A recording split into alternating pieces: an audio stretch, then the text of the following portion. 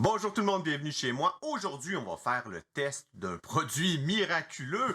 Vous voyez pas la boîte, je vais essayer de la prendre. Rien de grave, seulement le capuchon de ma caméra. Produit miraculeux, oui, si vous êtes un habitué de la chaîne, vous savez qu'ici on fait du fromage à la maison et qu'habituellement on utilise un chaudron comme celui-ci. Eh bien aujourd'hui on va utiliser une machine, la machine Le Petit Fromager de LS Bilodeau. On fait le test ensemble, on voit si ça fonctionne bien. Et pour ceux parmi vous qui veulent rester fidèles à leur merveilleux chaudron, restez avec moi lors de la vidéo, c'est toujours intéressant de voir comment un produit fait pour ça peut faire le travail pour nous. À l'écran s'affichent les ingrédients utilisés pour faire la recette d'aujourd'hui, un cheddar au sirop d'érable. Comme je le dis dans toutes mes vidéos, oui, certains ingrédients peuvent sembler mystérieux, des noms latins, étranges que l'on n'entend jamais. Eh bien, ces produits existent. Faites un peu de recherche avec Internet de nos jours, on peut tout trouver en ligne et se faire livrer à notre porte. Dans une machine propre, nous allons ajouter le lait. Le lait que j'utilise, c'est du lait de vache pasteurisé. C'est ce qui est disponible ici chez moi. Pour faire mes fromages, ce que j'aime bien maintenant, c'est d'utiliser du lait qui est à 0% de matière grasse, totalement écrémé, auquel je vais ajouter de la crème 35%. Le ratio, c'est environ 500 ml de crème pour 4 litres de lait. Au total, ça nous donne un lait qui s'apparente au lait entier et qui va donner une bonne texture au fromage. La beauté de cette machine, c'est qu'elle va s'occuper de chauffer notre lait automatiquement et même le brasser plus tard. Pour que tout cela soit possible, on doit placer le couvercle sur la machine, y placer le moteur, ajouter la sonde qui va mesurer la température du lait, ainsi que la sonde qui va mesurer la température de l'eau dans la paroi. La façon dont la machine va appliquer la chaleur au lait, c'est indirectement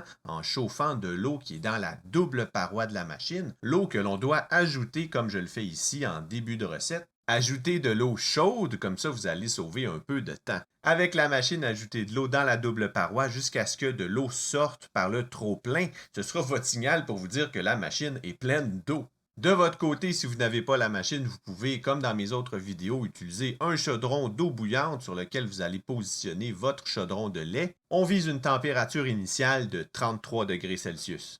Une fois démarré, le moteur de la machine va brasser le lait et la température va monter jusqu'à la cible. En brassant le lait ainsi, on s'assure qu'il n'y ait pas de poche de température plus froide, plus chaude à l'intérieur, donc que le lait soit tout à la même température. Ce que vous voyez ici, c'est l'étape de pasteurisation du lait parce que la machine offre cette possibilité. Le lait serait monté à 63 degrés Celsius et il serait maintenu durant environ 30 minutes. Puisque j'utilise un lait déjà pasteurisé du magasin, c'est possible de sauter cette étape, c'est ce que je fais. Pendant que le lait monte en température jusqu'à 33 degrés Celsius, on va ajouter le chlorure de calcium. Le chlorure de calcium sert à avoir un caillé plus ferme. On ajoute le chlorure de calcium et on brasse durant environ 1 minute. Dans mon cas, avec la machine, eh bien, elle va brasser jusqu'à monter à la température désirée, donc je ne m'en occupe même pas. À 33 degrés Celsius, la machine va vous signaler d'ajouter les cultures bactériennes. J'utilise la culture MA4001 de Choose-It. Vous pourriez utiliser une autre culture mésophile. La quantité pour mes 20 litres de lait, c'est 5/8 de cuillère à thé. On brasse les cultures bactériennes pour bien les incorporer au lait et on va laisser maturer ces cultures durant 60 minutes ou comme la machine aime bien nous l'indiquer, durant 3600 secondes. Ça me donne presque l'envie de donner toutes mes durées de temps en secondes dans mes prochaines vidéos. 3600 secondes plus tard ou 30 minutes pour les intimes,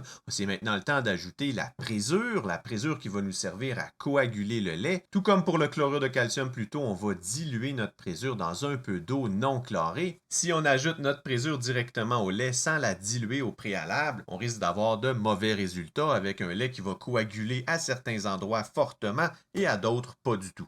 Vous avez vu la vitesse de rotation du moteur dans la machine, c'est très doux comme brassage. La machine va ainsi brasser doucement pour nous durant 1 minute 30. 1 minute 30 plus tard, on enlève le moteur, ou du moins on essaie de l'enlever.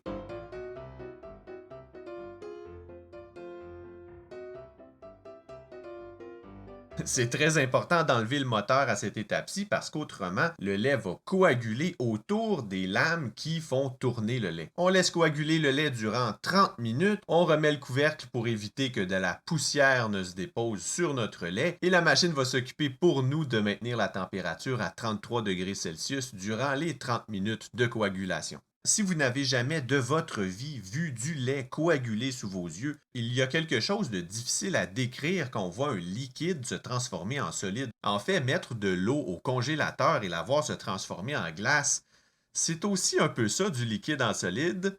30 minutes plus tard, on va maintenant faire le test du couteau pour voir si notre lait a bien coagulé et si on peut procéder aux étapes suivantes. Si la tranche est nette et franche, c'est le temps de procéder. Si vous voyez plutôt de petits grumeaux, attendez encore 10 minutes et refaites le test du couteau. La machine vient avec un tranche caillé. C'est un outil que je n'ai jamais utilisé de ma vie et qui pourtant est si pratique à avoir. Il nous permet de trancher notre caillé en cubes pratiquement parfaits de 1 cm. Si vous n'avez pas cet outil, vous pouvez aussi utiliser un couteau. Allez voir mes autres vidéos pour voir comment procéder. On utilise le tranche-caillé dans un sens, puis dans l'autre, et puis on fait des mouvements de haut vers le bas pour trancher dans les 3 dimensions notre caillé. Ce caillé, nous allons le brasser au cours des 30 prochaines minutes. Pour ce faire, on va utiliser le moteur qui vient avec l'appareil. On replace le couvercle en place, le moteur, on le branche à son alimentation électrique, on presse le gros bouton vert clignotant et la magie de l'automatisation va brasser pour nous notre caillé. En plus de ça, la machine va monter progressivement la température de notre caillé de 33 degrés Celsius à 39 degrés Celsius durant les 30 minutes. 30 minutes plus tard, on va retirer le couvercle, le moteur, et nous allons maintenant drainer le petit lait. Le petit lait, c'est le liquide un peu jaunâtre qui est autour de notre caillé. Comme vous vous en doutez, pour notre fromage final, on n'en aura pas besoin. Mais vous pouvez le conserver et l'utiliser de plein de façons. Moi, ce que j'aime bien faire, c'est le fromage ricotta à partir de ce petit lait. C'est vraiment comme un fromage gratuit qui se cache derrière notre autre fromage. Pour drainer le petit lait avec la machine, j'utilise le bouchon qui est fourni qui me permet de bloquer le débit à l'intérieur de la machine. Ce n'est pas un bouchon parfaitement étanche, il ne sert vraiment qu'à ralentir le débit. Je place un chaudron qui va me servir à récupérer le petit lait. Si vous n'en avez pas besoin, laissez-le aller directement dans l'évier. Pour la suite des choses, ce que je m'apprête à faire, c'est retirer le bouchon à l'extérieur de la cuve. Et c'est pour ça que d'avoir un bouchon à l'extrémité de la tige d'acier à l'intérieur de la cuve est pratique. Autrement, dès que j'enlèverais le bouchon à l'extérieur de la cuve, un jet très puissant de petit lait sortirait et le tout serait drainé en quelques secondes uniquement. Ce que je fais, ce n'est pas vraiment dans le manuel d'instruction. Je vais placer un embout qui va me permettre de propulser le petit lait dans mon chaudron qui est un peu plus loin. Au début du drainage, c'est possible que vous voyiez des morceaux de fromage passer avec votre petit lait. Ça peut être une bonne idée d'avoir une passoire au début pour récupérer ces morceaux et les retransférer dans la cuve, mais j'ai trouvé qu'en utilisant le bouchon à l'intérieur de la cuve simplement, c'était tout à fait possible de bloquer les morceaux de fromage. Quelques minutes après avoir débuté le drainage, on va surélever la portion opposée au trou de drainage. Ça a l'air très compliqué comme ça, mais je lève les pattes arrière de la machine pour l'incliner vers le drain. Donc, ça facilite encore plus le drainage. Durant les 15 premières minutes de drainage, on va former une sorte de pavé, un pavé de cheddar. On voit vraiment se former sous nos yeux le fromage. Auparavant, avec tout le petit lait, ce n'était pas très évident, tout le fromage qu'on avait créé. Mais la recette n'est pas encore tout à fait terminée. On va le cheddariser au cours des 60 prochaines minutes en le retournant aux 15 minutes. C'est un gros mot, cheddariser, mais c'est très simple, je vous montre. L'idée, c'est à chaque 15 minutes, on va retourner le fromage sur lui-même, le superposer sur lui-même pour le presser un peu sous son propre poids. La machine va pour nous automatiquement s'occuper de maintenir notre fromage à environ 37-38 degrés Celsius. Si vous faites de la ricotta avec votre petit lait, c'est vraiment le moment idéal pour la faire. J'ai déjà publié une vidéo qui vous explique en détail comment le faire chez vous. 15 minutes après le début de la première cheddarisation, je vais, avec des mains extrêmement propres, trancher mes blocs de cheddar en deux, les superposer les uns par-dessus les autres. Durant ce temps, ils vont continuer à évacuer leur petit lait et le poids des deux blocs de fromage un par-dessus l'autre va aussi exercer une pression qui va contribuer encore plus à expulser le petit lait. C'est très important de ne pas laisser baigner les blocs de cheddar dans leur petit lait, mais le fait que la machine soit inclinée comme ça légèrement, qu'il y ait une pente qui amène le petit lait vers l'évier, ça le fait encore une fois automatiquement pour nous. La machine va aussi, comme je vous l'ai dit, maintenir la température de la paroi pour conserver la chaleur dans le fromage, mais c'est important de ne pas oublier de remettre le couvercle sur le dessus de la machine pour vraiment conserver la chaleur à l'intérieur. 15 minutes plus tard, je refais la même chose, je coupe mes blocs de cahier en deux, je les superpose ensemble et je m'assure que le petit lait puisse bien drainer vers le trou. On replace le couvercle pour maintenir la chaleur et je me déplace vers ma ricotta où c'est l'heure de mettre le vinaigre pour faire sortir la ricotta du petit lait. 15 minutes plus tard, on a un beau bloc de cheddar. Ici, je ne le couperai pas en deux. Je vais simplement le retourner de côté, replacer le couvercle et voyez, la ricotta est très belle. Une louche à la fois, je vais la sortir, la laisser drainer un peu. Elle aussi doit évacuer son petit lait. 15 minutes plus tard, on a terminé l'heure de cheddarisation. Certaines personnes aiment manger leur cheddar très très frais comme ça. Vous pourriez le faire vous-même, ajouter peut-être un petit peu de sel. De mon côté, je vais faire une recette, comme vous l'avez vu, de cheddar à l'érable. C'est une tentative. Je découpe donc mon pavé en petits morceaux d'environ 1 cm.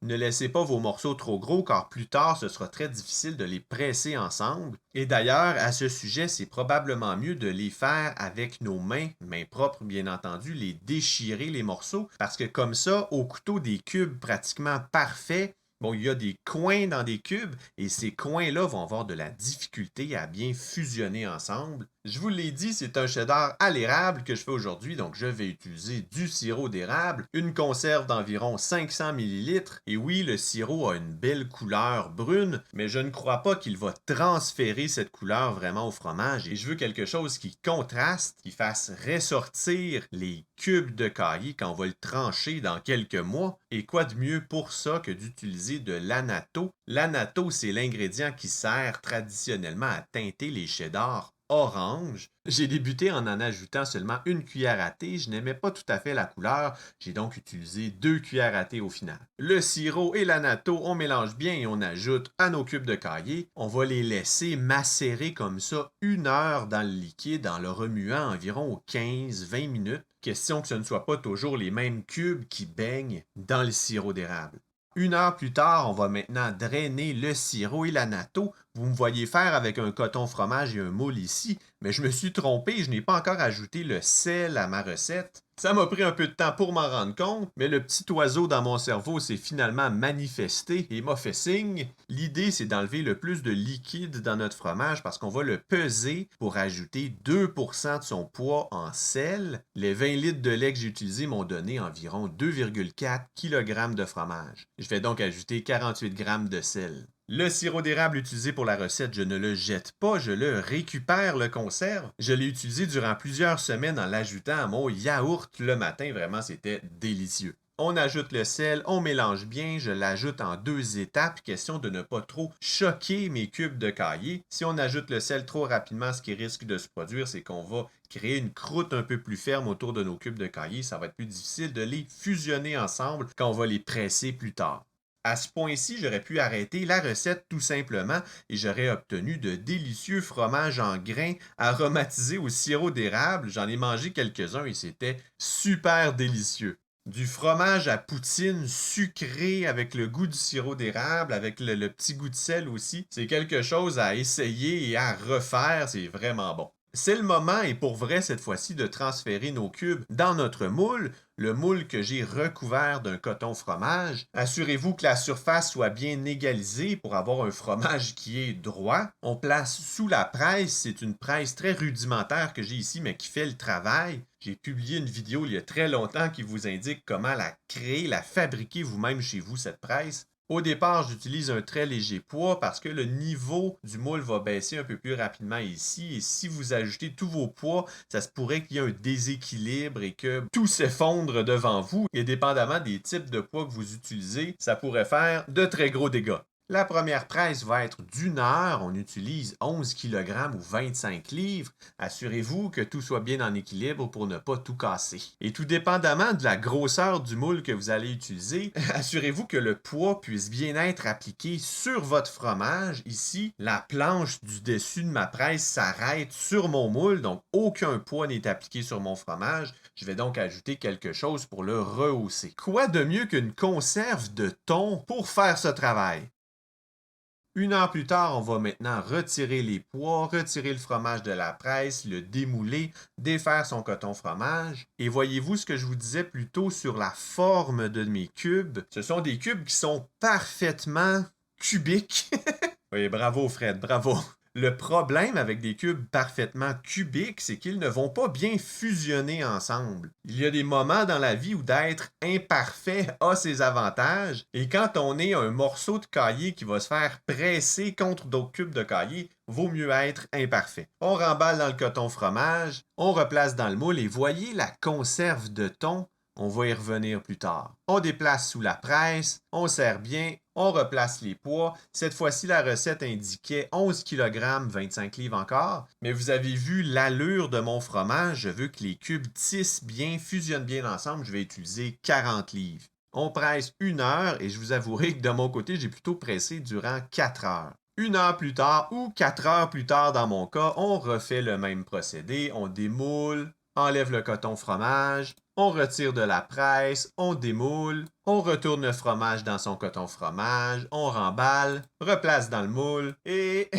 Voyez, ma conserve de thon, elle est complètement encastrée dans mon moule. Je ne pensais jamais entendre ça et encore moins le dire moi-même. Je vous avouerai qu'au début de cette vidéo, je ne pensais pas que j'allais me voir forcer avec des pinces pour tenter d'enlever une conserve de thon coincée dans le dessus de mon moule. Mais c'est arrivé et je n'ai pas réussi à enlever la conserve de thon. Conserve de thon 1, Fred 0. On replace sous la presse et on fait intervenir le grand géant vert qui peut-être va m'aider à enlever la conserve de thon. On replace les moules. Cette fois-ci, ce sera durant 12 heures, la nuit, 22 kg ou 50 livres. Je laisse donc le géant vert dormir avec mon fromage durant la nuit. Aucune jalousie ici. Le lendemain matin, 12 heures plus tard, on retire les pois, le moule de la presse, le fromage du moule, de son coton fromage, on déballe, et voilà, j'aurais pu encore presser plus longtemps, essayer de corriger un peu les imperfections dans la surface de mon fromage, mais ça n'aurait pas tout réglé, vraiment, viser des cubes qui ne sont pas parfaits et qui ne sont pas trop gros si votre objectif est d'avoir une croûte complètement lisse. J'ai laissé sécher environ 1 journée à température ambiante. Faites attention de ne pas laisser craquer, fissurer votre fromage, surtout quand vous voyez des fissures déjà comme ça apparentes, ça prend vraiment pas beaucoup de temps pour que tout fissure.